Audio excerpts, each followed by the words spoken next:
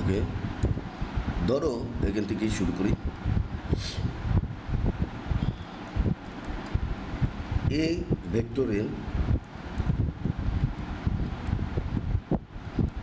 মান, এ ভেক্টরের মান মানেই আমরা জানি মডুলাস অফ এ করব। যদি মান বের করতে বলে তাহলে মডুলাস অফ এ। যদি তোমরা জানো যদি a vector equal to a x i a y j a z k দেওয়া থাকে, তাহলে আমরা এখানে লিখতে পারি রুট ওভার ভেক্টর মানকে শুধু এ দ্বারাও প্রকাশ করতে পারো, তোমরা মডুলাস না দিয়ে শুধু এ দিতে পারো। আর ভেক্টরের এই মান দ্বারা সাধারণত দৈর্ঘ্য বা দূরত্ব বোঝায়। তো এটা হচ্ছে মান নির্ণয় সূত্র। আমরা এখানে 1 2 করে দিই, দেখি কতগুলো সূত্র লাগে। তো এটা আমাদের 1 নম্বর সূত্র। 2 নম্বর হলো এ ভেক্টরের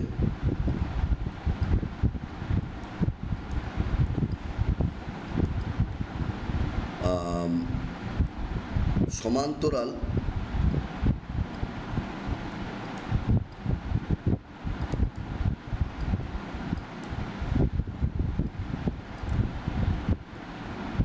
একক ভেক্টর, আমরা বলতে পারি যে a hat by a modulus of এও লিখতে পারি আমরা, তাহলে ভেক্টর দিতে হবে। অথবা আমরা এটাও লিখতে পারি যে a hat equal to a vector by a. যাই হোক, এটা হচ্ছে আমরা এর একক ভেক্টর, বি ভেক্টরের সমান্তরাল একক ভেক্টর যদি আমরা বলি, তাহলে এখানে আমরা বি ক্যাপ বা হ্যাট লিখব।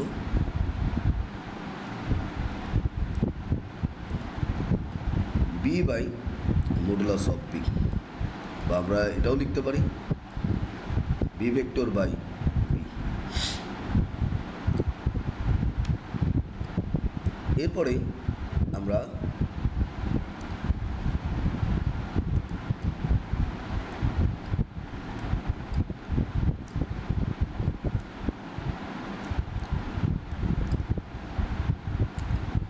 এ ও বি এর এখন এ ও বি এর লব্ধি ভেক্টর, এর লব্ধি ভেক্টর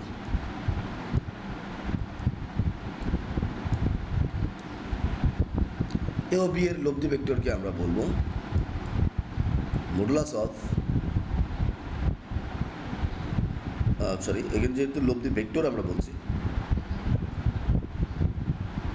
তাহলে আমরা লব্ধি মানে যোগ, তাহলে লিখবো এ ভেক্টর যোগ বি ভেক্টর, তাহলে এটাই হচ্ছে লব্ধি। আর এর মান বললে মডুলাস হবে। লব্ধি ভেক্টর হচ্ছে এটা, এবং এর মান সমান সমান মডুলাস অফ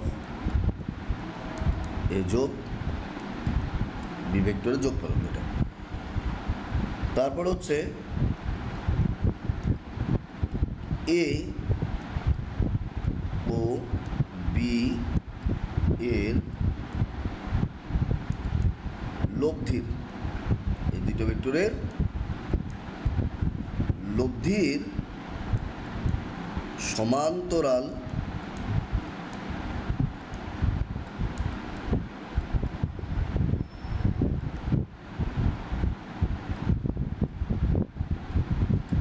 একক ভেক্টর হলো, আমরা একে কোনো কিছু দ্বারা প্রকাশ করতে পারি, যেহেতু এটা অজানা একটা মান এন হ্যাট বা ইটা হ্যাট, লিখলেই হলো। তাহলে আমরা এখান থেকে এ ভেক্টর যোগ বি ভেক্টর লিখে তারই মান দ্বারা ভাগ করব। কেন? আমরা জানি কোনো ভেক্টরকে তার মান দ্বারা ভাগ করলে সেটা হয়ে যায় একক ভেক্টর। সুতরাং লব্ধির একক ভেক্টর ওই ভেক্টরকে তার মান দ্বারা ভাগ করেছে। এরপরে আমরা নতুন পেজ নিই। 6 নম্বর হলো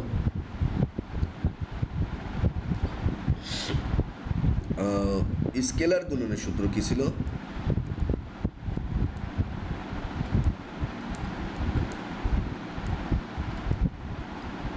স্কেলার গুণন হচ্ছে, এটার আরেকটা নাম আমরা বলি ডট গুণন।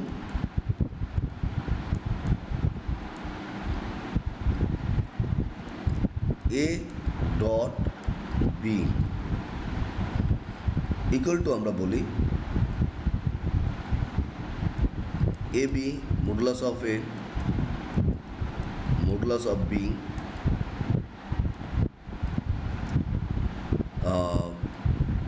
কস থেটা, বা আমরা এটাও বলতে পারি যে A B cos theta.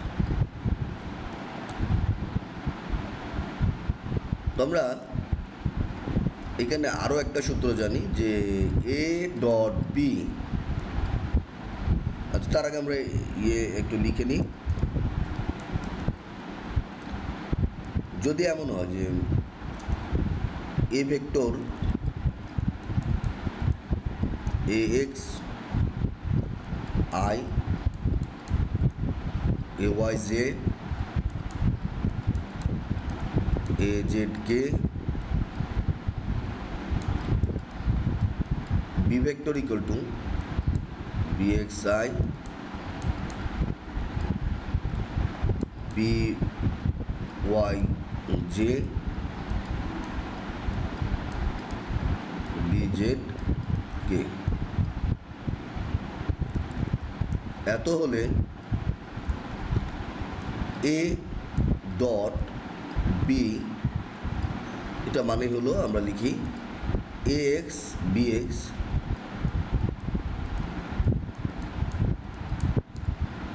Z সহগ এ ওয়াই এখানকার জেড সহগ বি ওয়াই কের সহগ এ জেড যোগ এ জেড বি জেড এখানকার কের সহগ।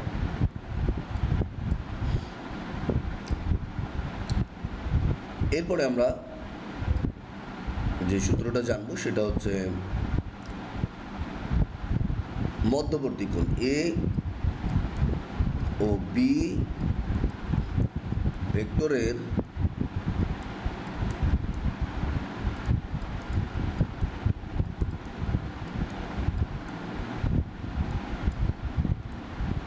মধ্যবর্তী কোণ। আমরা কস থেটা এখানে করে থেটাটাই হচ্ছে মধ্যবর্তী কোণ equal to a dot b vector a vector dot b vector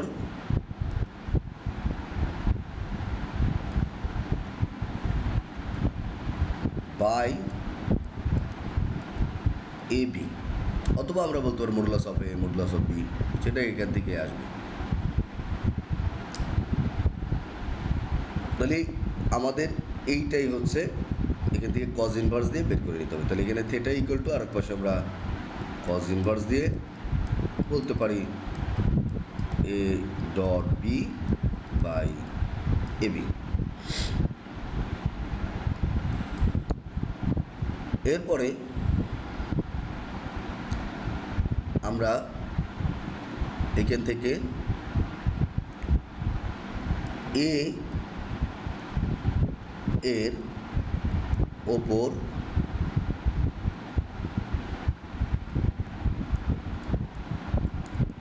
B এর লম্ব অভিক্ষেপের সূত্র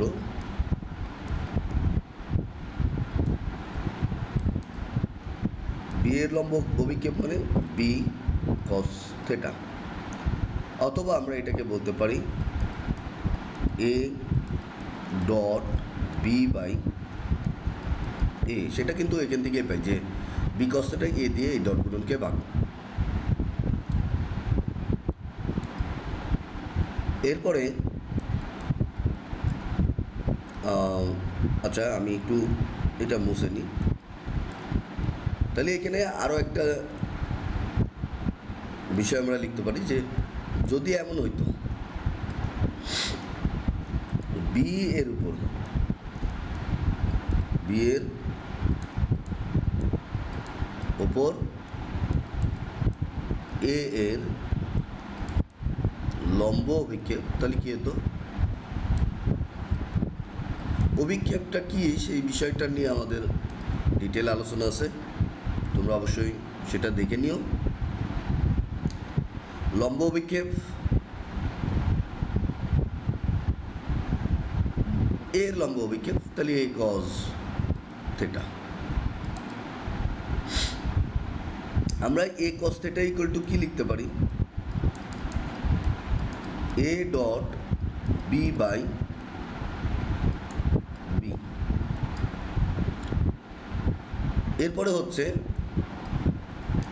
10 নম্বর হচ্ছে এ বরাবর এই উপাংশ কি কিভাবে আসে সূত্রগুলো, সেগুলো নিয়ে ডিটেল আলোচনা আছে, তোমরা অবশ্যই সেটা দেখে নিবে।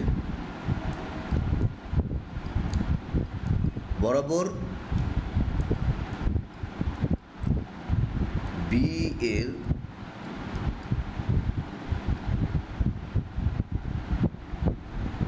উপাংশ,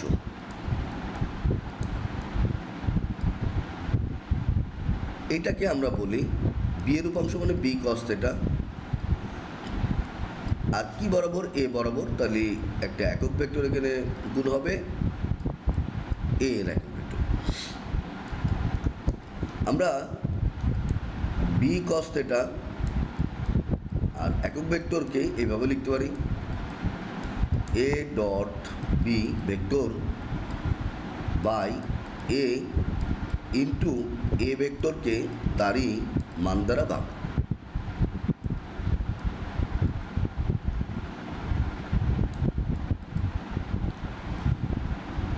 এইভাবে আমরা লিখতে পারি।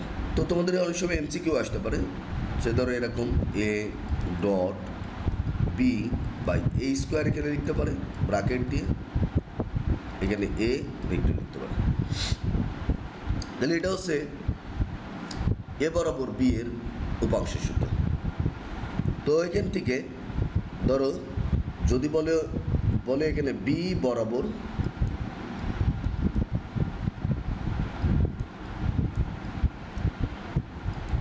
এ এর উপাংশ, তাহলে এখান থেকে আমরা এটাকে লিখব এ কস থিটা এর সাথে একক ভেক্টর, অপোজিট একক vector a cos theta b unit vector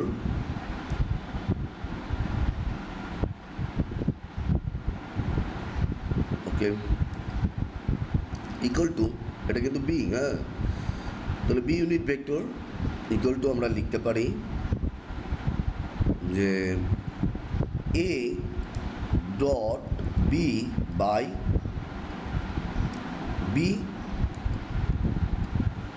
এবং এটা বি ভেক্টরকে তার মান দ্বারা ভাগ করব, অর্থাৎ b by b. A dot b by b square into b vector.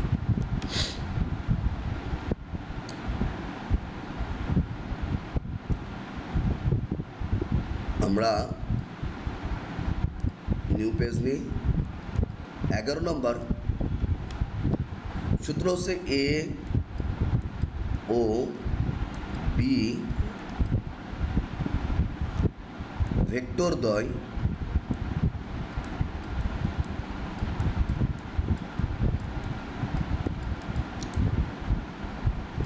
লম্ব হলে a dot b equal to আমরা 0 লিখব, বা আমরা এটাও লিখতে পারি a x b x a y b y a z b z equal to 0।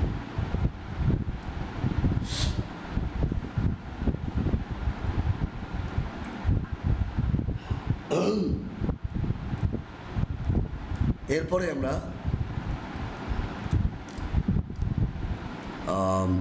ধরো এখানে এ একটা ভেক্টর এমন দেওয়া থাকতে পারে, দিক কোসাইন নির্ণয় সূত্র, আমরা দিক কোসাইন নিয়ে ডিটেল আলোচনা করেছি।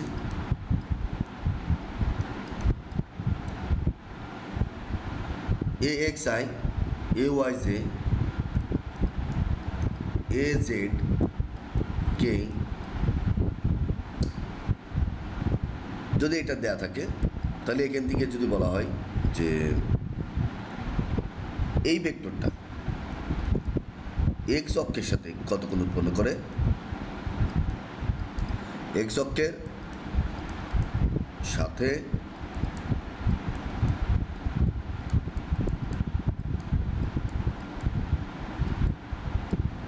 উৎপন্ন কোণ আমরা থিটা এক্স লিখব, কজ ইনভার্স এখানে এক্স এর সবটা কত এ এক্স এবং নিচে modulus of a, modulus of a মানে এটার মান root over a x square a y square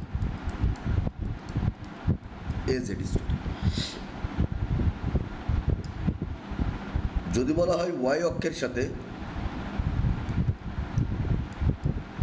উৎপন্ন কোণ, তাহলে আমরা এখানে থিটা ওয়াই লিখব, কজ ইনভার্স এ ওয়াই অর্থাৎ জে এর সহগ বা এটার মডুলাস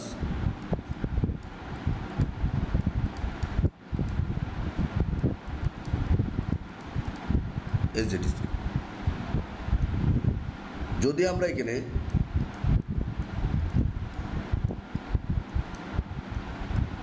জেড অক্ষের সাথে বলি, তাহলে কি লিখব,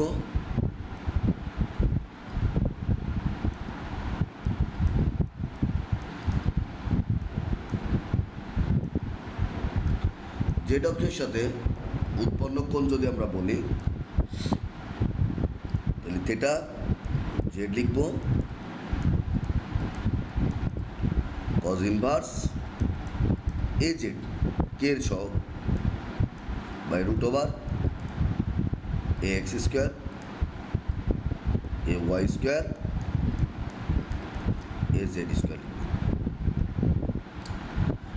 তো এইগুলোকে বলে দিক কোসাইন, এক্স অক্ষ ওয়াই অক্ষ জেড অক্ষের সাথে উৎপন্ন কোণ। এখন আমরা যেটা দেখব সেটা হলো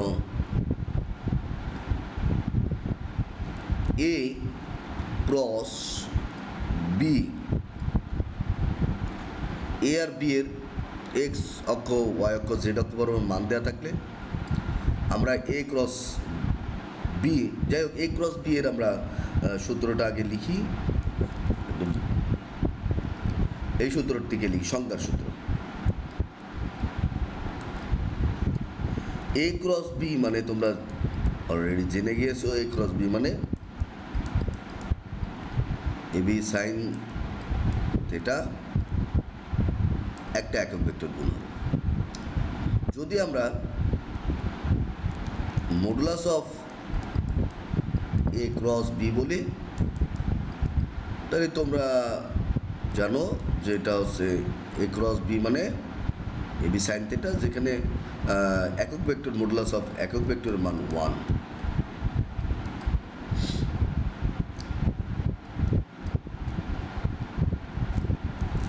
এ ও বি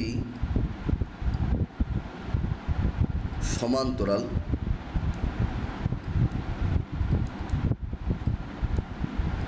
অর্থাৎ থিটার মান কত 0 ডিগ্রি বা 180 ডিগ্রি হলে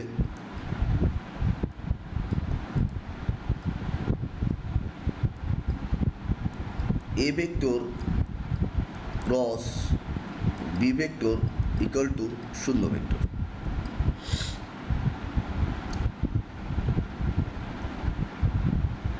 তো এখন আমরা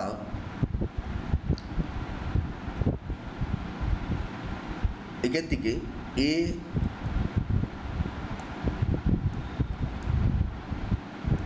ক্রস, ধরো এ ইকুয়াল টু দেওয়া আছে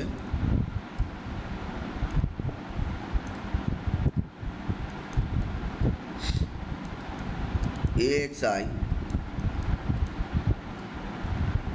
এ ওয়াই জে এ জেড কে,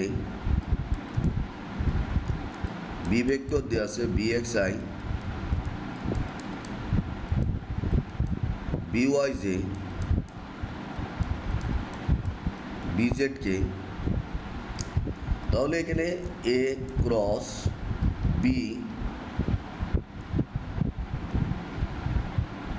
এর অর্থটা কি, মানে এইটাকে আমরা এইভাবে লিখব যে ফার্স্টে আমরা আই জে কে সবগুলো লিখব, x a y a z b x b y b z. তো এটা হলো আমরা প্রথমে আইজেকে লিখেছি, তারপর আমরা প্রথম যে ভেক্টর আছে তার সহগগুলো আইজেকের সহগ এবং দ্বিতীয় ভেক্টরের আইজেকের সহগ লিখছি। এটা যখন ক্যালকুলেশন করবা তোমরা তো নির্ণায়ক ক্যালকুলেশন করতে পারো। তারপর আমি এটা দেখাই দিই। এই কলাম এবং এই সারি বাদ যাবে, a y b z minus a z, এটা গুণ বি ওয়াই, সূত্রের এখানে সহগুলোক অনুসারে মাইনাস, এইটা বাদ যাবে, তখন a x b z minus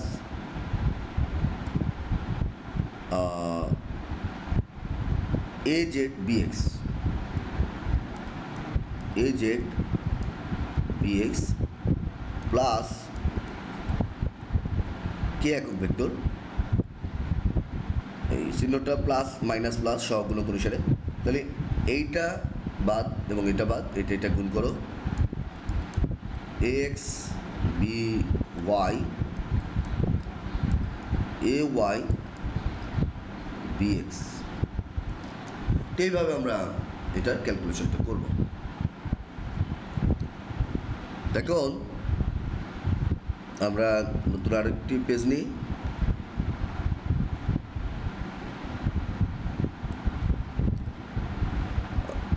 okay, previous page.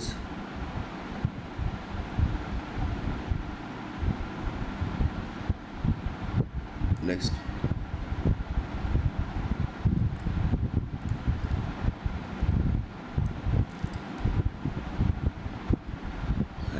তাহলে এখন 16 পর্যন্ত হচ্ছে। হ্যাঁ, তাহলে এখন আমরা নেক্সট হচ্ছে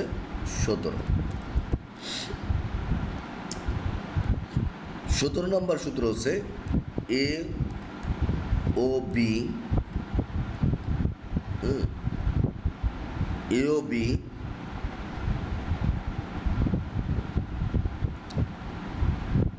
এ ও বি এর লম্ব ভেক্টর। ওকে, লম্ব ভেক্টর,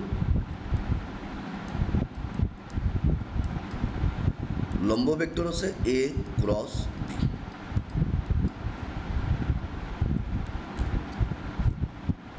ওকে, এ ও বি এর লম্ব ভেক্টরের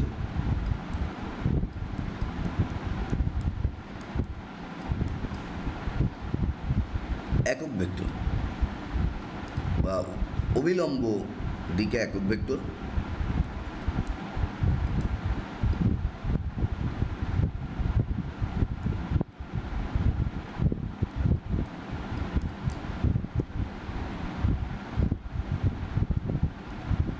এটা লিখেই দিই, এর লম্ব ভেক্টরের একক ভেক্টর বা ওই লম্ব দিকে একক ভেক্টর এন ক্যাপ মডুলাস নিচে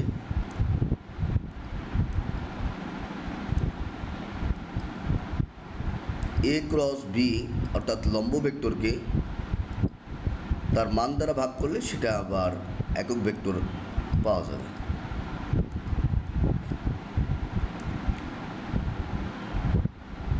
এরপরে আমরা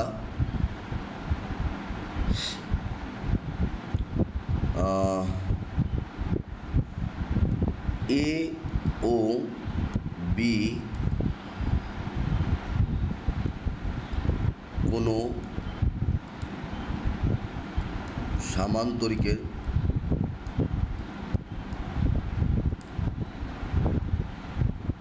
দুটি সন্নিহিত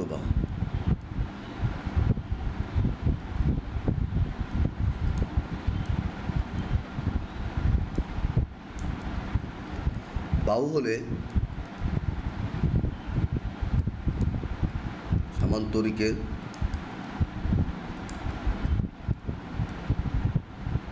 ক্ষেত্রফল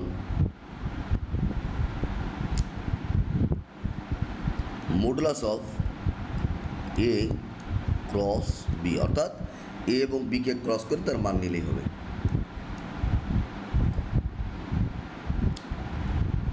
এ ও বি কর্ণ হলে, হ্যাঁ আমি শর্ট করে লিখলাম, কর্ণ হলে তাহলে সামান্তরিকের ক্ষেত্রফল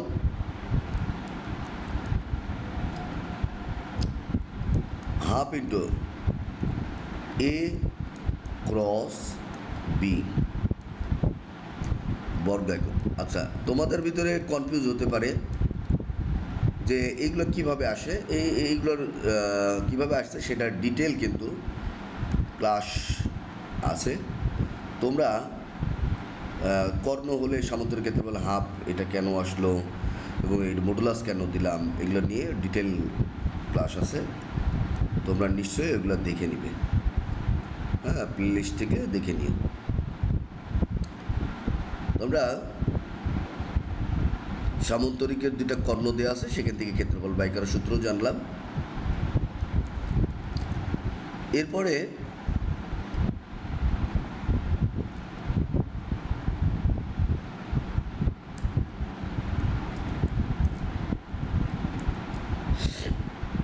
ধরো এ ও বি কোনো ত্রিভুজের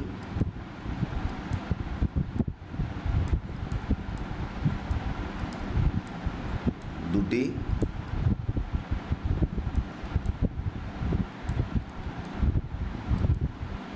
সন্নিহিত বাহু।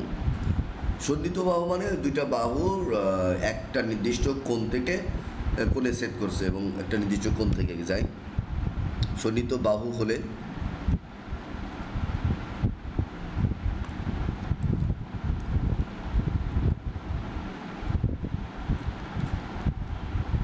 ত্রিভুজের ক্ষেত্রফল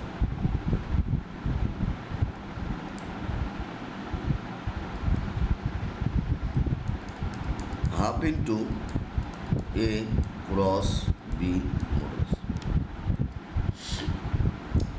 এটা হচ্ছে বর্গ একক। তো আমরা ত্রিভুজের যদি দুইটা সন্নিহিত বাহু দেওয়া থাকে এইভাবে, এই যে কোণ সংলগ্ন এই দুইটা বাহু যদি দেওয়া থাকে, তাহলে এই দুইটা বাহু ক্রস করলে পেয়ে যাব এ বি ও সি বাহু বিশিষ্ট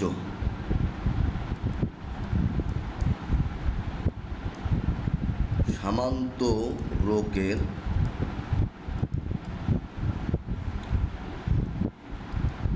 আয়তন a dot b cross C.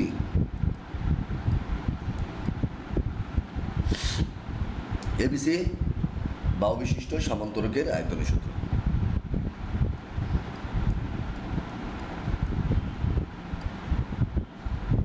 সামান্তরিকের এই আয়তন যদি শূন্য হয় তাহলে একই সমতলে অবস্থান করে। তারপরে এই জিনিসটা একটু বলি, এইটাকে এইভাবেও লেখা যায় যে a dot b cross c i j k, sorry আমরা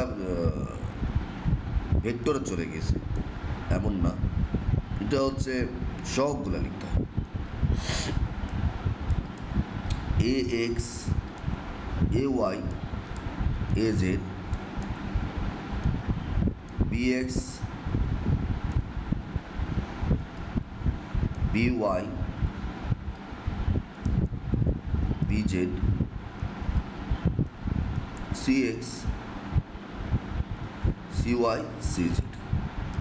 এটা আমরা, তার মানে এটার অর্থই হচ্ছে এটা।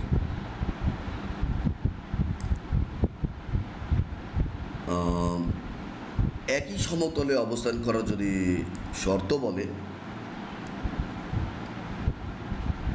আমরা এখানে সূত্রটা লিখে ফেলি।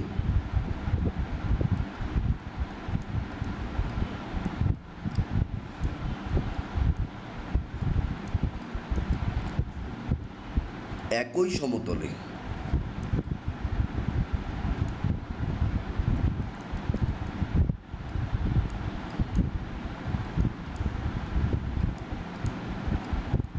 অবস্থান করলে আমরা এটাকে বলবো যে a dot b cross c এর মানটা 0। এইটাকে আমরা আরও একভাবে লিখতে পারি, সেটা হচ্ছে, এটাকে আমরা আরও একভাবে লিখতে পারি, সেটা হলো তার মানগুলা লিখি, অর্থাৎ a x, a y, a Z,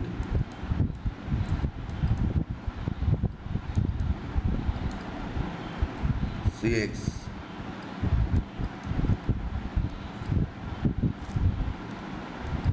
এটার মান শূন্য বলেও আমরা এখান থেকে প্রমাণ করে, যদি এই নির্ণয় শূন্য হয় তাহলে একই সমতল অবস্থান করে। এই অধ্যায়ে ভেক্টর রিলেটেড যে সূত্রগুলো আমাদের লাগে সেই সূত্রগুলা এখানে লেখা হলো। নেক্সট, নদী নৌকার গাণিতিক সমস্যার সমাধানের জন্য যে সূত্রগুলো লাগে সেগুলোও তোমাদের এখানে যুক্ত করে দেওয়া হবে।